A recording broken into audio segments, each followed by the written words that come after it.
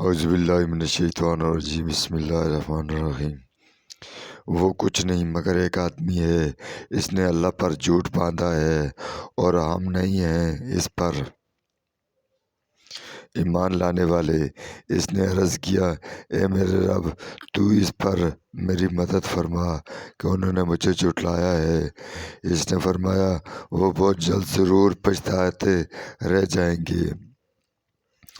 پس انہی چنگاڑ نے وعدہ حق کے مطابق آ پکڑا، سو ہم نے انہیں خس و خاشاک کی طرح کر دیا۔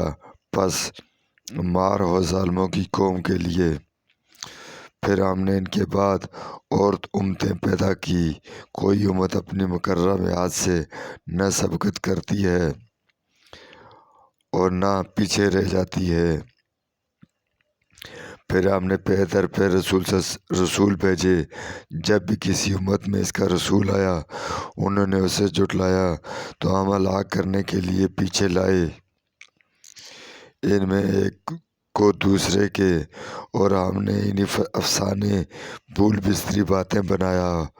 سو اللہ کی مار ان لوگوں کے لیے جو ایمان نہیں لائے۔ پھر ہم نے بھیجا موسیٰ اور ان کے بھائی ہارون علیہ السلام کو اپنی نشانیوں اور کھلے دلائل کے ساتھ فرعون اور اس کے سرداروں کی طرف۔ تو انہوں نے تکبر کیا اور وہ سرکش لوگ تھے۔ پس انہوں نے کہا، کیا ہم اپنے جیسے ان دو آدمیوں پر ایمان لے آئیں؟ اور ان کی قوم کے لوگ ہماری خدمت کرنے والے تھے۔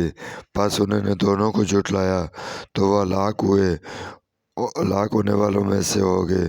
اور تحقیق ہم نے موسیٰ کو دی کتاب تاکہ وہ لوگ ہدایت پا لیں، اور ہم نے مریم علیہ السلام کے بیٹے عیسیٰ علیہ السلام اور ان کی ماں کو ایک نشانی بنایا، اور ہم نے انہیں ٹھکانہ دیا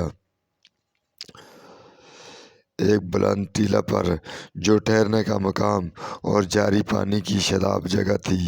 اے رسولو، تم پاک چیزوں میں سے کھاؤ اور عمل کرو نیک، بے شک جو تم کرتے ہو اس سے جانتا ہوں، اور بے شک یہ تمہاری امت ایک امت واحد ہے اور تمہارا رب اور میں تمہارا رب ہوں، پس مجھ سے ڈرو۔ پھر انہوں نے آپس میں اپنا کام ٹکڑے ٹکڑے کاٹ لیا۔ پھر ہر گروہ والے اس پر جو ان کے پاس ہے خوش ہیں۔ پس انہیں ان کی غفلت میں ایک مدت مقررہ تک چھوڑ دے۔